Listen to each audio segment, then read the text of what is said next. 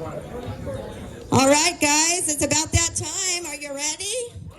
I said, are you ready?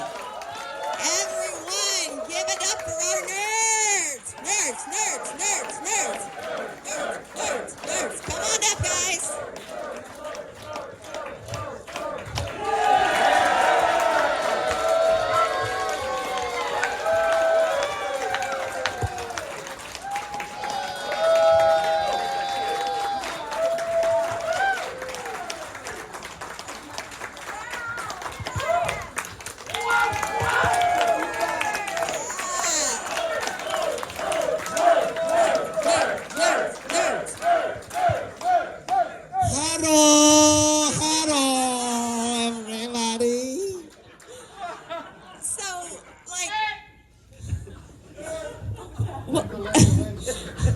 I think we're sitting on the mics.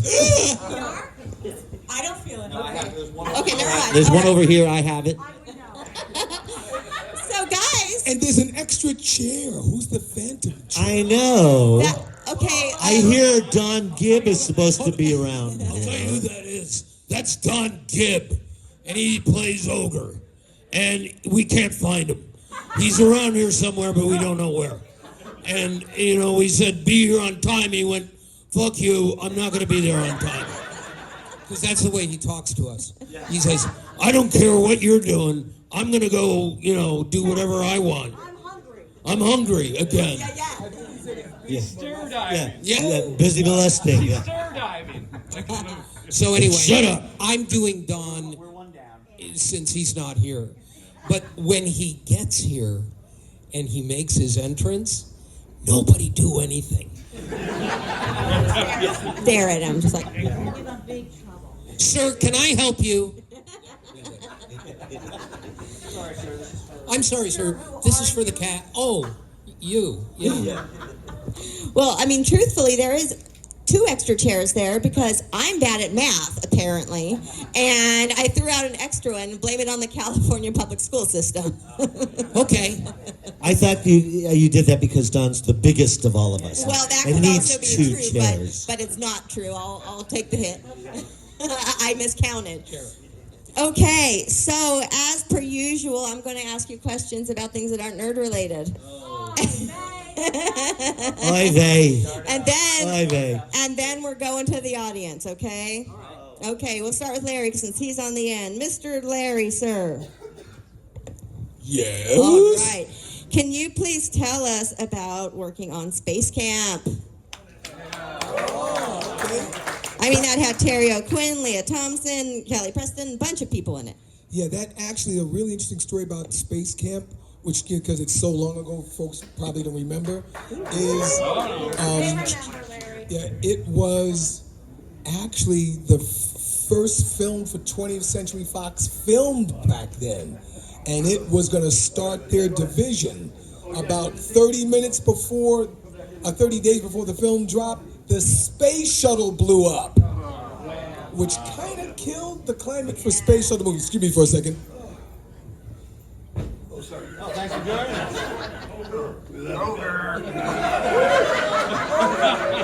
us. Did we wake you? Yes. Ryan, which one was left, Lars?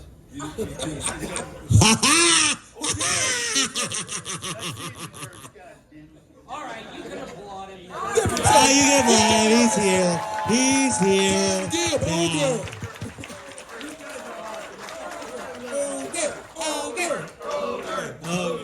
He just made the late appearance because he wanted the applause all to himself. Yes, that's our Don. Now, That's before our. the interruption, Larry B. was telling an interesting So How much they love me to, oh, fuck. We were in the middle of something. Yeah, so late again. yeah, well, but we know you and still love you. I love you guys. I didn't mean it on purpose. It was the bathroom, and, should I talk about it? TMI. Number 2. Yeah. Number 2. Yeah, so Can I explain the whole thing then? How loose it No. no, we're not really into the details. And then you can tell him about I'm taking this, I know, I'm taking this bowel movement. Yeah. Stop laughing. I'm gonna stay away from that. So Space Camp. But Space Camp. So what happened was 30 days before, or a couple months before the movie dropped, the space shuttle blew up, which killed the climate for space shuttle movies, obviously. Speak up. So what happened then was they didn't release it for like a year or two, but then something else happened. Cable was born, and HBO, it ended up being one of the best movies that started the HBO platform, because HBO at that time was known for R-rated movies and hearing stuff that you couldn't hear, and they didn't have any kid fare. So it ended up running on HBO for like 2 years. It was like one of the biggest films on HBO. Twice a day, usually. Yeah, and another interesting thing is I actually got to see a space shuttle launch. They flew us to Florida, Cape Canaveral, to see a space shuttle launch, and we actually went to the actual space camp. For you guys who want to be astronauts, it is a brilliant experience. It really is. You think you know what a rocket is, but when you see it on TV, it's this small. When you go to Huntsville, you cannot believe how big this is. You have a whole new respect for the folks who go on top of that in fact, one of the astronauts, they said, what do you think? What's the last thoughts right before you lift off? He said that everything in here was built by the lowest bidder. Oh, God, that's hilarious. And okay, go! That's really funny. All right. Andrew, Hello. you know, we talked about this before. I had you sign a picture from it. It just tickles me so much. We've got to talk about TV 101. TV 101, yeah. A television show you did when you were how old? That was 1989, so I would have been 17. Right. Yeah.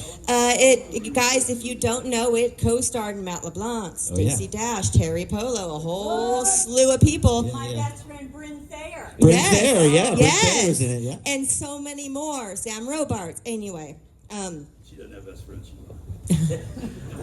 can you talk about your experiences on that show? Unfortunately, it didn't last that long, but I love it. Yeah, we were all excited about it. It was like CBS's like big show for that thing. They were really behind that and Murphy Brown, and they had. I remember we got brought to CBS and had a whole big like party and like a I don't know. It was this whole thing, and then the show just never got traction. We were up against Head of the Class and what's the Quiet. Quiet. You know what? We're in class now. I This know, is but important. We're listening. you know I've got 5 seconds here. I have to talk again. Panel 101. Over him. No It's mumbling. TV 101. It was a great show. It's on YouTube. Go check it out. Yes. It is, by the way, it's on the Dolls of Horror YouTube channel. There's a playlist dedicated to it if you are interested, okay? Please check it out. It's fun. There was even a Revenge of the Nerds reference in one of the episodes. Wow. Yeah. Yeah, you know, someone was picking on him, and then someone was, went from being a nerd to a popular, and they're like, what is this, Revenge of the Nerds? And you're like, I'm sure they slipped that in there just for me. Yes. okay then, Curtis, darling. Curtis, You know what upset You're me next. is see, Larry got to tell the Get story the about the astronauts, but I wanted to tell the story about the bathroom. we're getting there. Donald. See, I always feel like slighted, you know what I'm saying? Okay, go. That's what happens when you're late, I sir. know. I shouldn't have come. ADD or ADHD. I should not have come. I have every letter of the alphabet wrong. Curtis, we are... Like I'm gonna kick your ass. You're going out of here. I ain't playing, man. I'll crawl under your legs and get away. We're in Chicago. Well, we're in Rosemont, but we're Chicago adjacent. You filmed here. I did. And Risky Business. Risky Business. Talk about experiences filming in Risky Business in Chicago and the surrounding areas. Well, it was in the suburbs mainly, and it was my first movie, so I was very excited. And I actually wound up keeping a lot of that in my head because I assumed I'd only done theater at that point because... Anyway, no, nothing. Private joke. There's another story coming. I had only done theater, and so then I got this movie, and I thought, that's weird. So I came here, and I started keeping a journal on the first day, and I actually remember my thought process was, I have to write in this journal every day to remember what making a movie is like, because then when I'm old and I have grandchildren, I can read to them from my, can you believe this? But that's what I thought. So I kept this journal for the whole time I was here, every day. And I still have it. Yes, it is in my yes. This book is amazing. Yeah, it's also out of print, but And we can get it at your table, right? but you can. Can you believe We can Curtis get it at your Armstrong table. was saying No, I he saw never that. thought he was going to do another movie I saw again, that. right? After Risky Business is his one and only, Curtis Armstrong. What? I said, can you believe that Curtis Armstrong was writing in his journal thinking that's the only movie he's ever going to do? Yeah. No, I did, and but you know, it was exciting, and being in Chicago, which I'd been to Chicago before. I'm from Detroit, so we would go there. But it was just exciting being here and doing something so odd as making a movie. Amazing, thank you. Julia. Okay, we're at a horror con, of course. Oh boy. You did one called The Kindred. I knew you were going to ask about the Kindred. Okay. Hey, I've been waiting a long time for this one. Okay. Well, this was the one horror movie where I had to be covered for. This is the only one, maybe thank God, that I was covered in monster goo. I have a fabulous picture at my table. Oh, I have a fabulous picture at my table that I try not to show anyone of me literally with this monster slime. And, yeah, it's very, very, very beautiful picture. I think I fell in a pit or something with the monster, and luckily, with my climbing skills, got out. Yeah, crawling out, and I'm like really gross looking. Like a blockbuster. Yeah, it was a blockbuster. But we had Talia Balsam in it. We had I wish I could remember all the who else was I was just talking to somebody at the con about it. They're like, "We love this movie." I'm like, "Really?" Like, okay. It has gotten a resurgence on streaming. It has. It was on Tubi I may for a have to while. watch it. I may have to watch it. Yeah. But I did another horror movie called Girls' Night Out that people have come up to me and Don? what? John, shush. It's my turn. He's so bad. Thank you for clapping. Yeah, I like that one. A lot of people like that one. Yeah. It's really funny. And that was my first movie in New York. I had finished on the soap opera, and like I think I left the soap opera twice. I'm like, okay, I'm done. And I got that movie, and we had a blast. It was my first experience, which was just a mere warm-up comparison to being on location with these guys. So I mean, but that was a fun movie, yeah. And you did Up the Creek, too. And up the oh god, yes. But still, that was only a warm up to these guys. Yeah. Brian, you're up. Hi. Hi. Okay, sir. I have to say, thank you, Omar. And you know, it reminds me of Takashi going, "I'm feeling fucking great." Story to follow later. All right. So for you were a part of another very popular franchise, Police Academy. Yeah. Can we share about experiences, Yes. stories from that? Yeah, actually, for those of you who've seen it, when I was a kid, back when I was born, no, it's not going to be that long. Yeah, I was this, I played Sergeant Callahan, his lover in the Police Academy movies. And what was interesting is I knew her. Her name's Leslie Easterbrook. I did who remembers Ricardo Montalban? Okay, so I did a play, The King and I, with Ricardo Montalban. He was the father. I've been the king. I become the king when he dies. Leslie Easterbrook played one of his wives. And coincidentally, she's older than me, but coincidentally, we're in this play, and I have twin sisters. She played the mother of my twin sisters, one of the wives of Ricardo Montalban. So we did this play in Los Angeles, and then we went on tour. So you're like a family when, you do a play, these people, and all of a sudden, after the play's over, you disappear and you don't see anybody. But you were a family up until that point. Yeah. So decades later, went along, I go to see with my friends on Hollywood Boulevard at the Egyptian Theater. I remember going to see the first Police Academy. And lo and behold, I see on the screen, there you are, my beautiful Leslie Easterbrook. And I thought, oh my gosh, I haven't seen her for so many years. She had done a bunch of stuff. She was Rhonda and Laverne and Shirley, a bunch of things. Anyway, wouldn't you know it, I was so lucky Warner Brothers wrote me in as her lover for subsequent Police Academies.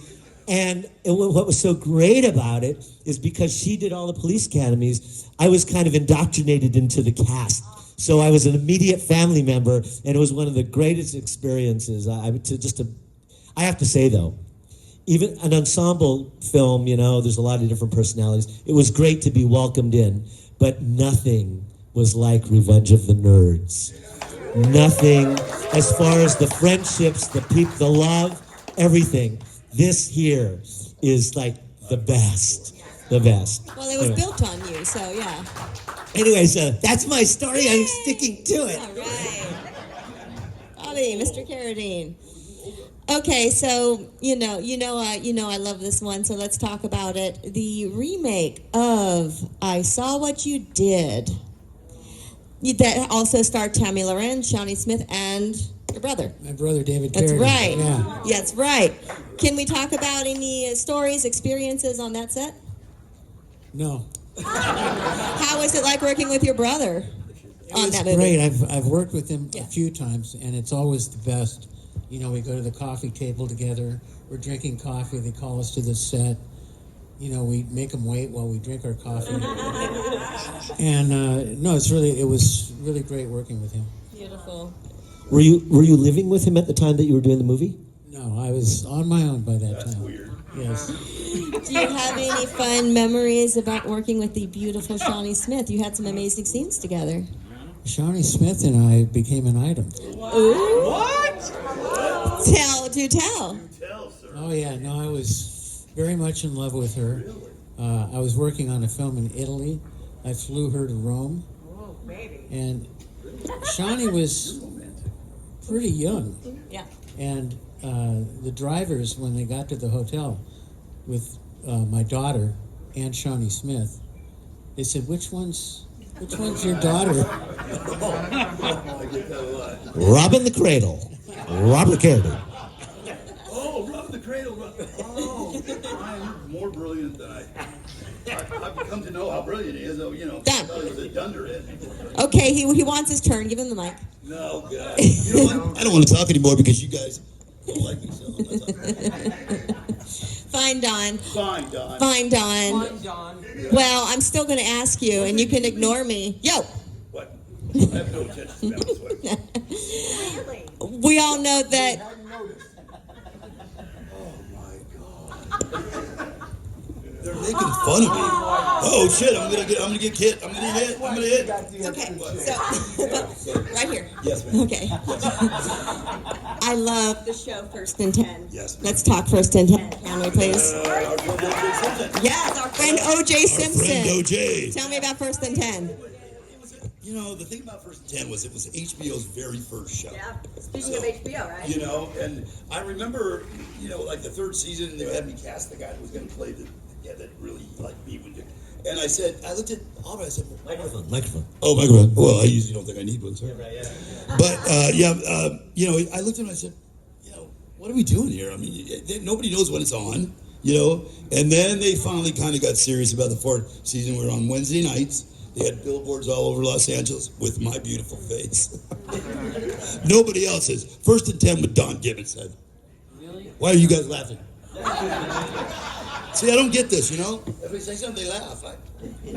Let me ask you. Is it more sarcastic laugh, or do you think they really love me laugh?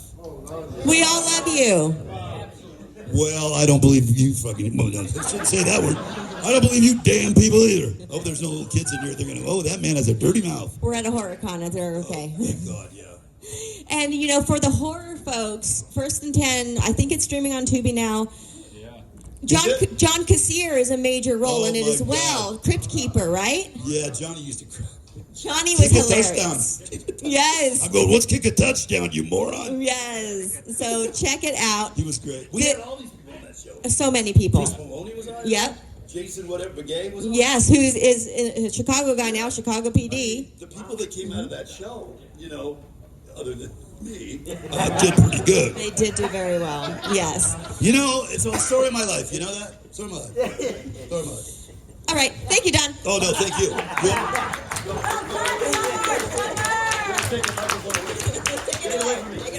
It was on several seasons. I love you, too, right? now. That was a long time. Was it, Don? How many seasons? Yeah.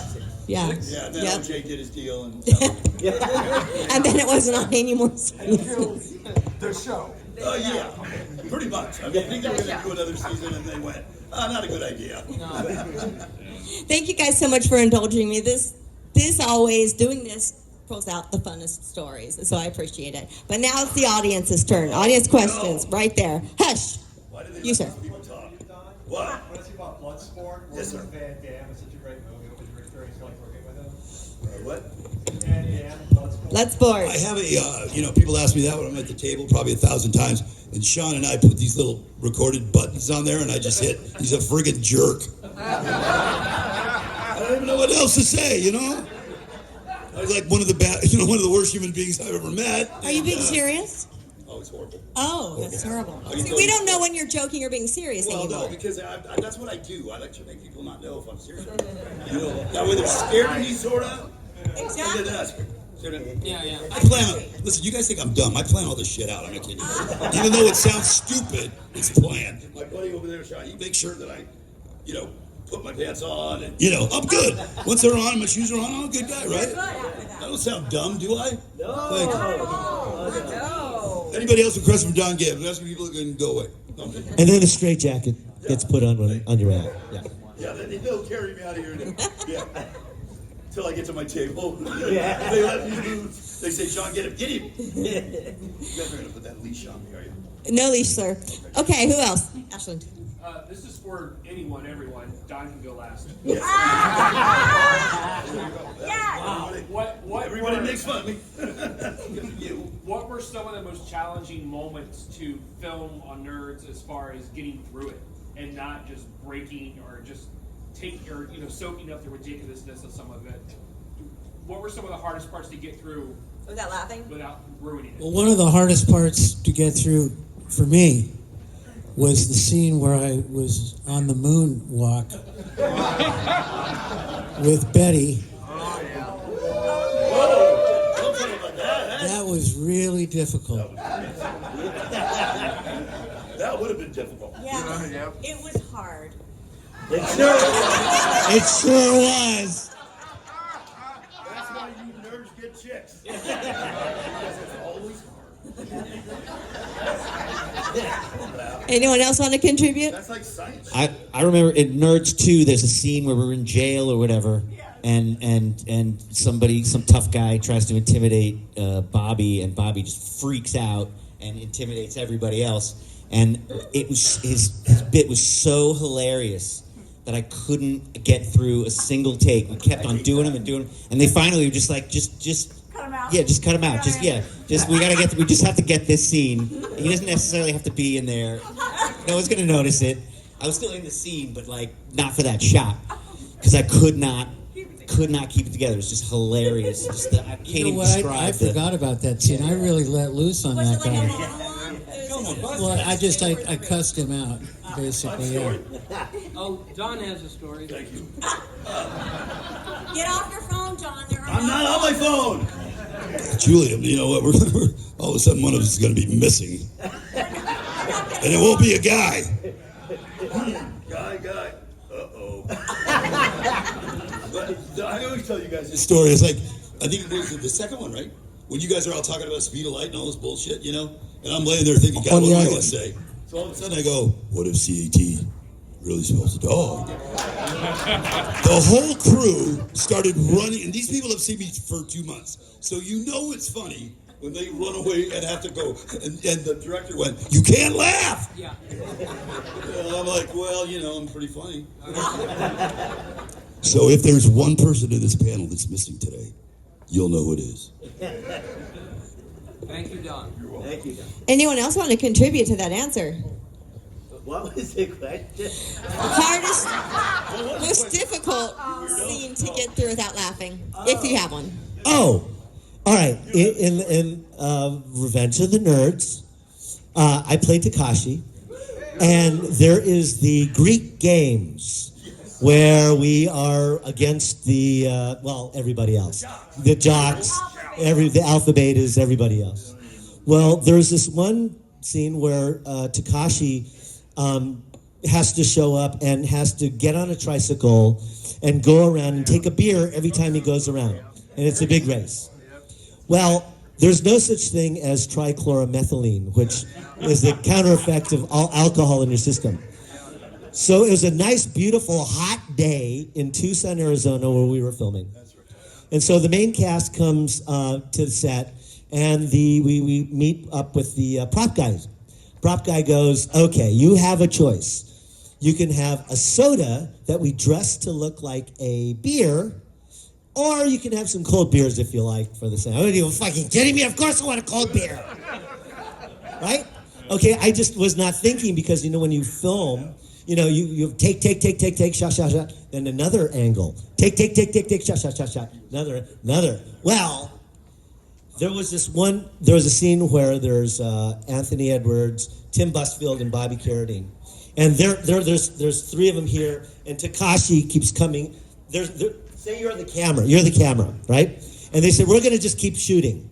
And so there was somebody behind me on the tricycle, and they just said, we're going to keep the camera running, just keep coming up with stuff. Okay, so they push me in, they give me a beer, and I come up with, oh man, these guys, we're going to kill them now. And they push me back. And they push me back in. Give me another beer. Oh, God. And I'm coming up. Oh, yeah. We're going to get these guys now. Well, we're going back and forth. The camera's still going. They finally pushed me in. I had another beer. And they go, Bobby goes, how you feeling, Takashi? I go, oh, fucking great. And they kept that in. That wasn't in the script. Anyway. Yeah, because I had to chase you. Remember at the end, you tried to get you. Yeah. You were ripped. I was ripped. You're right. I did. Yeah. Did you ever fall off on it? Like, did you ever topple? No. Tony and Bobby picked me up and took me around the track. Oh, that's nice. Anyone else want to contribute to that one? Well, mine is not really a funny one, but it was a true one. The javelin throw, you guys maybe know that. Crazy. I had the craziest fever back then. And was belching and all, and I said, look, I can't do it. I can't shoot anything. They were like, well, can you just come out and shoot this one time? And I said, okay, I'll give you one take. Hope it works. And so we did the one take, and look what it turned into. You just never know. And Morrison did take that into account when he designed it. I think it's one of the most recognizable things I really do. Everybody asks me about that. Well, Yeah. first they ask me if you're really gay, and I'm like, I'm really happy. Yeah. Not the same I thing. think he's straight as an arrow and more straight than any of us. That's good acting, my friend. Okay, so mine is not a funny one, but mine is, I love so much when my character turns to the love part, once I fall in love with Lewis, Bobby Lewis, but And, so, well, anyway, over the year, anyway, I'm moving on. But the scene that I just totally slays me, and, it's the last scene in the movie. And, he does his incredible monologue, and every friggin' time I'm like crying. And it's so, because it's such a true and beautiful meaning to the whole thing. And so, it was so easy to do that, running into him with my total glee and love. And that to me encapsulates the entire meaning of the movie and why it's so special and why we all relate to it. Still holds up today. What's that? It still holds up today. Yeah, thank The you. meaning. Thank you. Yeah. Thank you. Thank you all. That's so nice. 40 years later, Yeah. we're still alive. Yeah. Well, I don't know about me for too long. Yes, but- red shirt. When you see any list on the internet of movies that could never be made today, Revenge of the Nerds is always one of two movies on the list. How do you guys feel about a reboot? And how close to the material do you think Hollywood will ever reboot the Revenge of the Nerds? Will the reboot happen? Ever? They tried to do one. They did. I forget when it was, like 2005 or something like that. Yeah, they and shut they it down shot like because, they shot like 2 weeks of principal photography on it, and I don't know what the decision was. If they were like, we're just not getting the. No, the reason why they shut it down is the school got a hold of the script and it was so disgusting they shut it down. It had nothing to do without we weren't in it. But the other part of that was the school, and it was a Duke or one of those. I can't remember. I think it was Duke. It was Duke, Yeah. where they were shooting it, and they got hold of They had been given a fake script, which was very mild and with all of the disgusting stuff excised.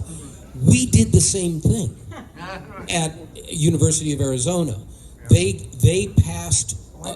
Yeah. A different version? Jeff Canoe told me this, that they had a fake version of the script because they knew the university wouldn't sign on to letting us shoot there and have their students as extras if there was anything untoward about this script. So they faked a script and gave it to them, and they said, "Oh, this is fine, sure." Be topless. So- Hair pie, whatever.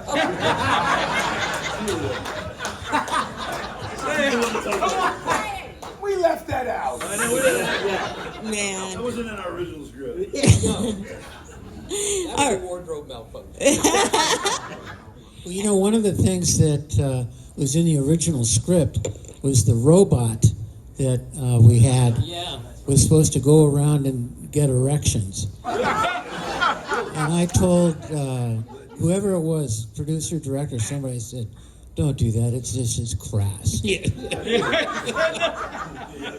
It's funny when you think about some of the things that stayed in, and they were concerned about the robot getting an erection. Curtis, I have a question for you.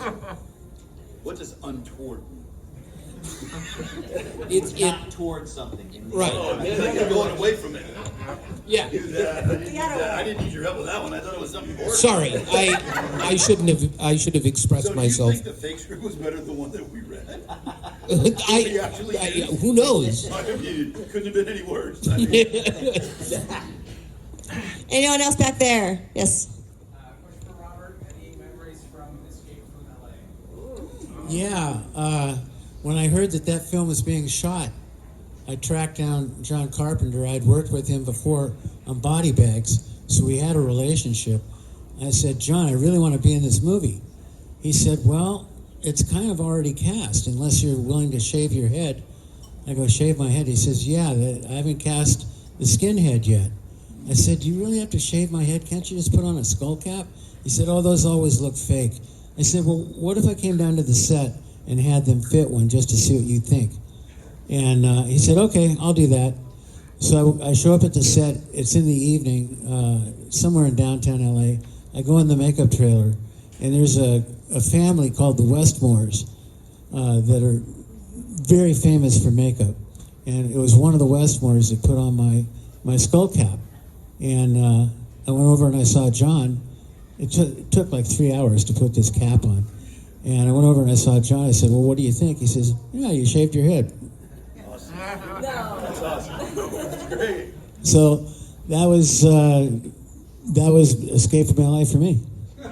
I just want to add the Westmores, a famous makeup dynasty.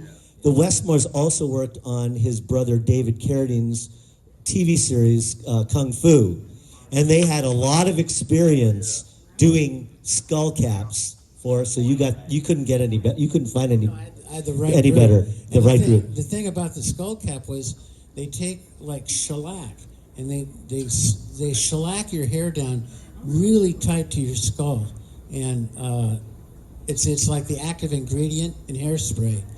So after I finish shooting, they take off the skull cap, but they have to get that lacquer out of my head. Otherwise, the hair is just going to break off. Oh, wow. Yeah, no, it was really scary. Very scary. Because he has beautiful hair. I know, right? Yeah. Good girl. Behave. That was actually a compliment. Right there. Yes, you. Yes. Okay, favorite movies, which is Fear of the Black Hat, which he was in. I don't know if anybody's ever seen that, but it's amazing. If you haven't seen it, you should go check it out. But my question is, like, so that was filming around the same time that CB4 was filming, which is like a very kind of similar, concept of like a behind-the-scenes kind of look at what's that? Yeah, like a mockumentary about like hip hop. And I was wondering if you guys were like aware that those movies were being filmed around the same time. Like, if you guys were aware. No, well, when you're filming, I think that was done on the East Coast. It was, you don't know when you're filming what's being done. Sometimes you do, but for the most part, you don't know. And for those who don't know, Fear of a Black Hat is kind of like the rap version of Spinal Tap. So if you like Spinal Tap, this is the rap version of it. And I play Tasty. I'm gonna bust a cap in your ass. And I'll tell you a real interesting story about Fear of a Black Hat. Is I had a Jerry curl wig, and Jerry curl was like really curly and wig, bushy. And that time I liked to go into character. So I wore the wig and tried to like get a date as Tasty.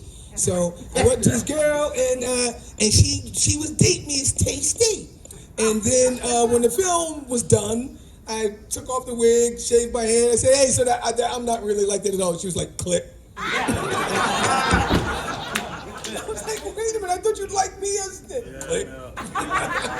But yeah, we didn't know. It was just different versions of, and it's almost like this. I mean, we did Revenge of the Nerds back then. There were a bunch of college-type movies going out. You're aware of them, but you don't really know what's going on. You're just trying to do the best job you can. Yeah.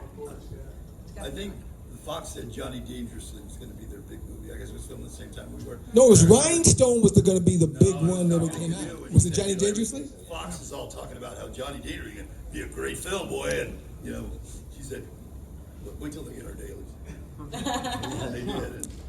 But I will say something that nobody, if you guys want to know some interesting stuff, one of the major reasons that Revenge of the Nerds was good because of that guy right there, Bobby Carradine. Yeah. And he did something, and he deserved it round of applause. He made a choice, and this is my acting coach side of my brain talking, that really cemented I think the well-being of the movie, and that was he decided to play it real. And if you go to his table, he's got a photo of him as Lewis, and it's a photo of him, and he's got the plaid pants and the protector. But what really got me was his shoelace was untied, and his sock wasn't even all the way pulled up. But here's what tripped me out. We go, remember, you're in Tucson, Arizona. This is 40 years ago, okay? So we show up, and of course we don't know each other at first, and you're wondering what everybody's like. So you just can't wait to me. You don't care. Hey, Bobby Carradine's on, okay?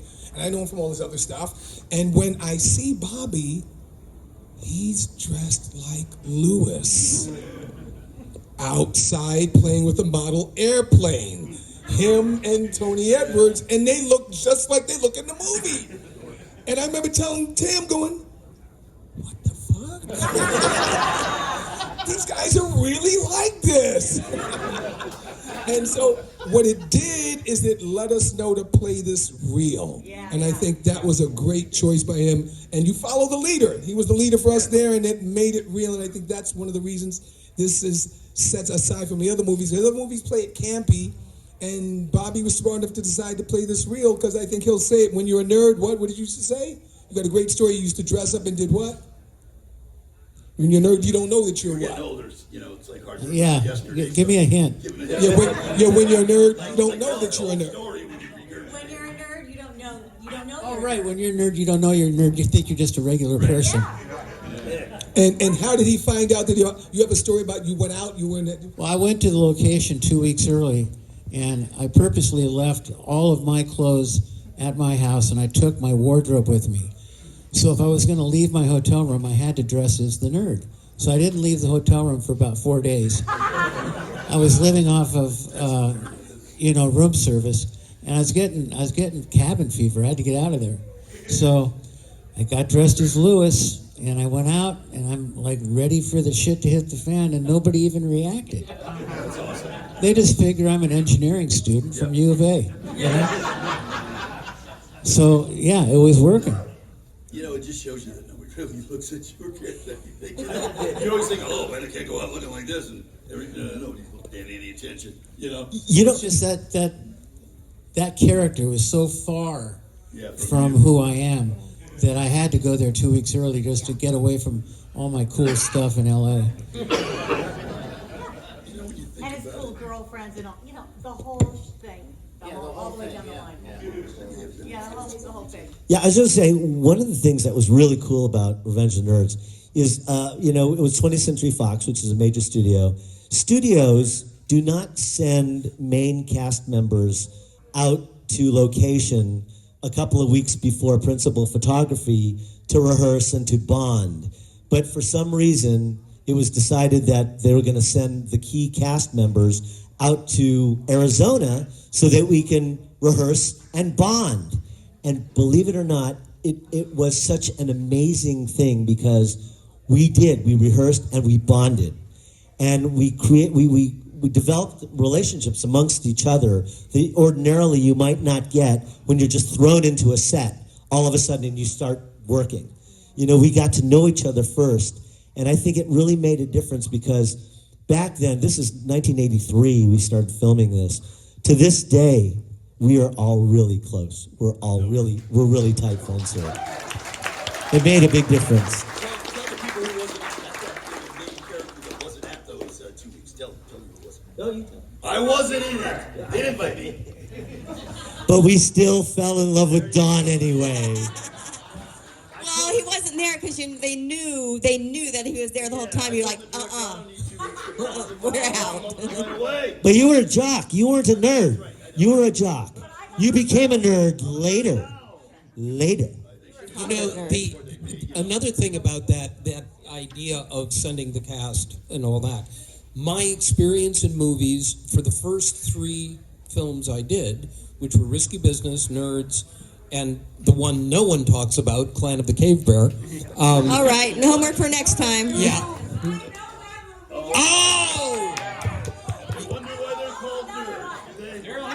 You're the first person I've ever met who could say that. But in all 3 of those cases, that's what they did. They sent us out. In Risky Business, we got there 2 weeks early before principal photography. Every morning they would pick us up at the hotel. Tom Cruise, me. Huh? Yeah, out in the Lincolnwood Hyatt, which is now gone, but it was there at the time. And they would take us and they would drive us to a mall, because the idea was these are all high school students.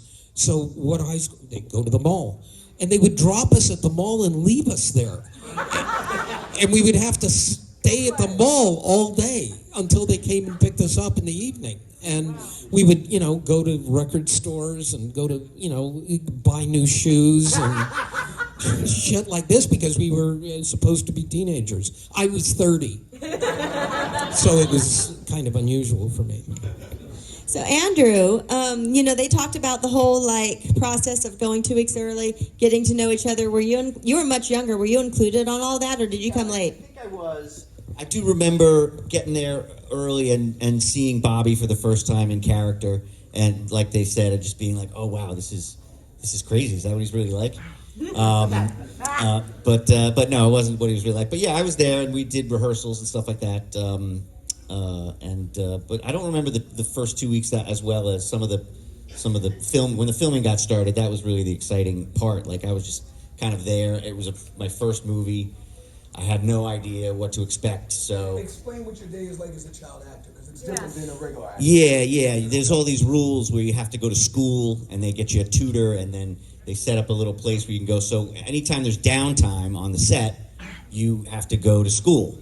And I think the AD was putting me in school just to make sure I didn't see anything, or he was very, very nervous, always trying to get me in there. You're supposed to do 3 hours a day, 15 a week, but he was always like, no, we got to log extra hours just in case we need you next week or something like that. Total bullshit. Unbelievable bullshit. Yeah, they're just trying to keep me from seeing anything, but I missed out on the parties. That's right. That's right. Of course, we had to. There was one part. It was in Larry's room, and I guess my mom and I we were all there, and Larry was just like, "Oh, Mrs. Cassese, he said, you're probably not going to want to be here in 20 minutes." and she was just like, "Got it." Wow. What was happening? I forgot what we did in 20 minutes. You know me, I don't know nothing about nothing. I certainly don't know because I wasn't there. So.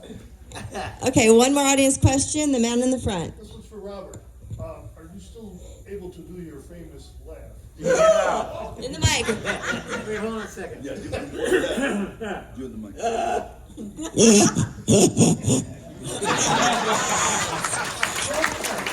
Okay, I'm going to wrap us up. This one is for Larry and Andrew. Yes. Can you take us out with your song? Okay, are you guys ready for that? Okay, but I'm gonna need your help first, though. Ready? Okay. So first we're gonna go with can you clap your hands?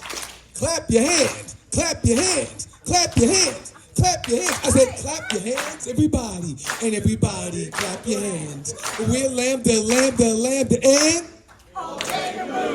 and we come here on stage tonight to do a show for you. We got a rockin' rhythm and a high-tech sound that'll make you move your body down to the ground. We got Poindexter on the violin, and Lewis and Gibb will be joining in. We got Booker Presley on the mean guitar, and a rap by me, Lamar. We got Takashi beating on his gong. The boys in the moves are stirring along, and just when you thought you seen it all, along comes a lambda 4-foot tall. So we're out here on the floor, so we can do our body like never before. Everybody pray.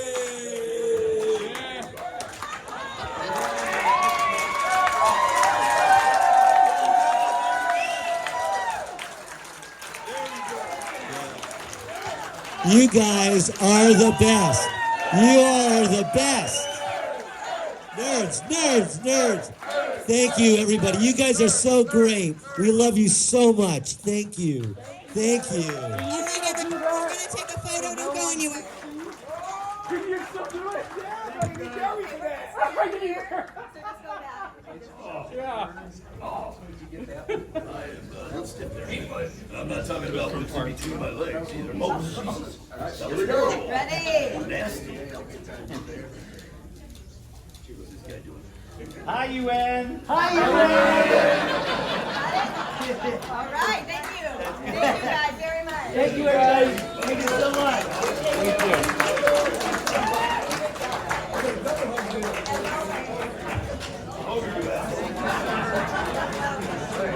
Redwood's still around.